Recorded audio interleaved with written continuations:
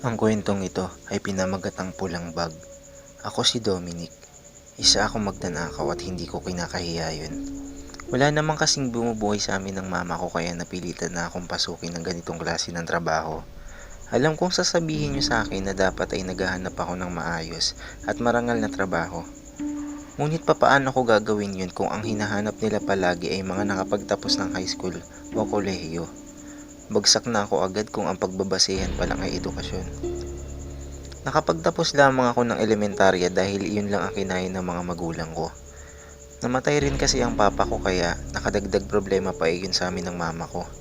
Si papa lang kasi ang bukod tanging magtataguyod ng pamilya namin. Kaya nang mawala siya, nahihirapan kami ng husto ng mama ko. Noong unay nagtatrabaho pa si mama bilang kasambahay o di kaya labandera dito sa amin. Ngunit hindi siya nagtagal sa pagtatrabaho niyang yun dahil nagkasakit ng malubha ang mama ko.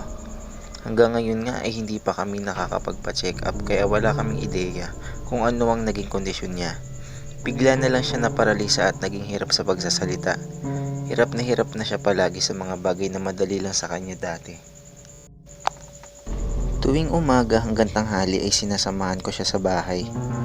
Sinusubuan para kumain, pinapaliguan at pinapatulog gaya ng ginagawa niya sa akin noong bata pa ako. Mahal na mahal ko ang mama ko, kaya handa akong gawin ang lahat para sa kanya.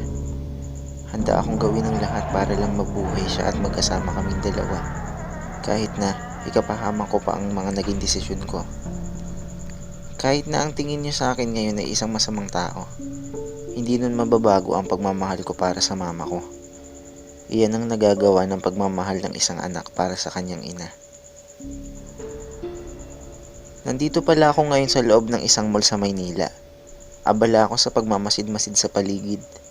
Naghahanap na mabibiktima.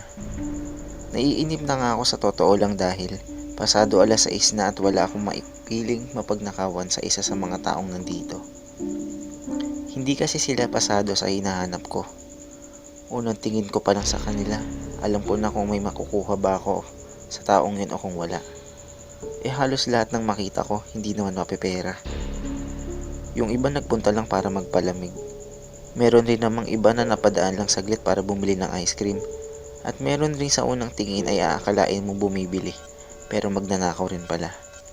Ibang klase. Parang naiengganyo na tuloy ako umuwi. Palabas na sana ako ng isang babae ang makita kong papasok pa lang ng mall. Unang tingin ko pa lang sa kanya, alam ko na agad na mayaman siya. Marami siyang alahas na suot, magandang klase ng damit ang suot niya, at ang pulang bag na nagpapalitaw lalo ng pagiging yayamanin niya.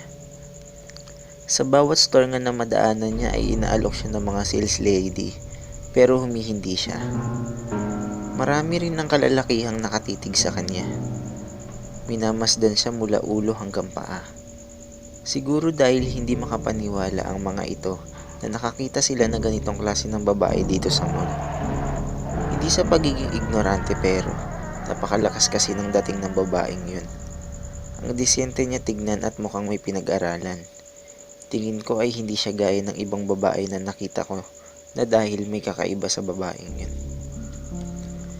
Hindi ko alam kung ano yun at wala na akong pakialam pa. Ang dapat kong isipin ngayon ay kung paano ko makukuha yung pulang bag na dala-dala niya. Malakas ang kutob ko na maraming alahas, pera, cellphone ang nasa loob nun. Kapag nagkataon, tiba-tiba ako dahil malaki ang kikitain ko sa pagnanakaw sa babaeng yun. Hindi na ako nagdalawang isip pa. Bago pa man siya mawala sa paningin ko, ay sinundan ko na siya kung saan man siya pupunta. Noong unay hindi niya ako nahahalata na sumusunod sa kanya. Pero habang tumatagal, parang napapansin niya na ako. Bigla-bigla na lang kasi siyang lilingon sa likod niya at mabuti na lang dahil hindi niya ako nahuhuli. Lagot ako kapag nakita niya ako. Sayang ang malaking pera at magagamit kapag natunugan ako na babaeng yun. Nakahinga ako ng maluwag dahil hindi na siya tumingin pa sa likod niya.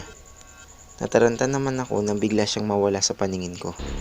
Hinanap ko siya agad sa buong paligid at mabuti na lang dahil nakita ko siya agad. Pumunta siya ng sinihan pero hindi pala siya manonood. Nagbanyo lang siya saglit at lumabas rin pagkatapos.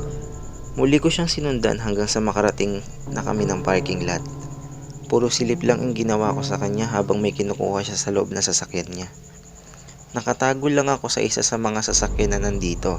Napapakunot ang noo ko paminsan-minsan kapag bigla siyang titingin sa paligid na para bang sinisigurado na walang kahit na sino ang makakakita sa ginagawa niya. Nakapagtataka ang ikinikilos niyang yun. Ilang sandali pa ay sinarado na niya ang sasakyan. Wala akong nakitang pagbabago sa itsura niya. Ganun na ganun pa rin. Nagbago lang ay ang ilang mga kilos niya. Panay ang tingin niya sa paligid at sa cellphone niya. Pansin ko rin ang mahigpit na pagkakahawak niya sa pulang bag na yun. Mas lalo tuloy ako na-excite na malaman ang nilalaman nun. Unang pumasok nga sa isip ko ay pera. Hindi magiging ganoon kaprotektado ang babaeng yun sa paligid niya kung hindi pera ang nilalaman ng bag na yun. Maaari ring mga mamahaling alahas o kaya naman ginto. Hay nako, kung ano-ano na naman ang naiisip ko. Ayoko na mag-expect, kaya bahala na siguro mamaya kung ano man ang mapapala ko sa pagnakaw ng pulang bag na yun mula sa babae. Gaya kanina, sinundan ko ulit siya. Bumalik kami sa third floor ng mall at sa CR siya dumiretso. Napangiti naman ako nang mapansing konti lang ang tao sa paligid. Wala ring masyadong tao sa CR ng lalaki at maging sa babae. Kung tama ako, yung babae lang na iyon ang nasa CR sa mga oras na ito. Nagsimula na akong bumuo ng plano sa isip ko. Hindi na ako nagdalawang isip pa at lumapit ako sa CR ng mga babae. Kita mo nga naman, umaayon ang lahat sa plano ko. Hindi niya nilak ang pinto. May konting awang kaya nakikita ko ang ginagawa niya sa loob. Nagmi-makeup nga siya ngayon eh. Pagkatapos nun, nag-ayos naman siya ng buhok. Sinuklayan niya ito ng dahan-dahan habang diretso nakatingin sa salamin. Hanggang ngayon pala ay hindi ko pa rin nasisilayan ang mukha niya. Pero malakas ang kutob ko na maganda siya. Kung paano ko nasabi. May kahawig kasi siya kapag nakatalikod. Kahawig niya ang ilan sa mga magagandang babae na nakita ko dati dito rin sa mall. Napangisi ako nang matapos siya sa ginagawa niya. Ibinalik niya ang suklay at lipstick sa pouch na hawak niya at pagkatapos ay pumasok siya sa isa sa mga cubicle. Nanlaki ang mga mata ko nang makitang naiwanan niya ang pulang bag doon. Sa isip-isip ko, pagkakataon ko na ito. Makakakuha ko ng maraming pera at mga alahas sa kanya nang walang kahirap-hirap. Pasimple kong binuksan ng dahan-dahan ang pinto. Napapapikit pa nga ako dahil baka gumawa ito ng ingay. Salamat naman dahil matagumpay ko itong nabuksan nang hindi ako naririnig ng babaeng yun. Mabagal akong lumakad palapit sa pulang bag. Lumapad ang ngiti sa labi ko nang nasa tapat ko na ito at nahahawakan ko na ang kaninang bag na gusto kong makuha. Ano kaya ang nilalaman nito? Hindi na ako makapaghintay na makakita at makahawak ng maraming pera at mga halahas. Yayaman na rin ako sa wakas. Hahawakan ko sana ang bag sa gilid na masagi ko ito, dahilan upang mahulog ito sa sahig. Nanlaki ang mga mata ko na makakita ako ng maraming dugo mula sa bag. Napaatras ako ng isang gumugulong na bagay na nababalot ng plastik ang bigla na lang napunta sa harapan ko. Sa sobrang gulat ko nga ay natumba ako at napaupo na lang bigla sa sahig. Nagulantang naman ako nang maramdaman kung may magpulupot ng kung anumang bagay sa leeg ko. Bigla ako nahirapan sa paghinga. Sinubukan kong alisin ang bagay na iyon sa leeg ko pero mas hinihigpitan ng taong yun na pagkakapulupot nito. Hindi na talaga ako makahinga. Iniangat ng taong yun ang katawan ko.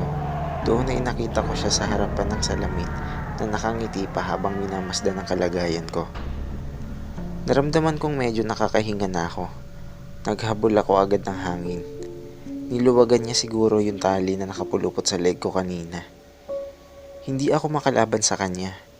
Hindi ko siya magantihan dahil hirap pa rin akong huminga sa mga sandaling ito.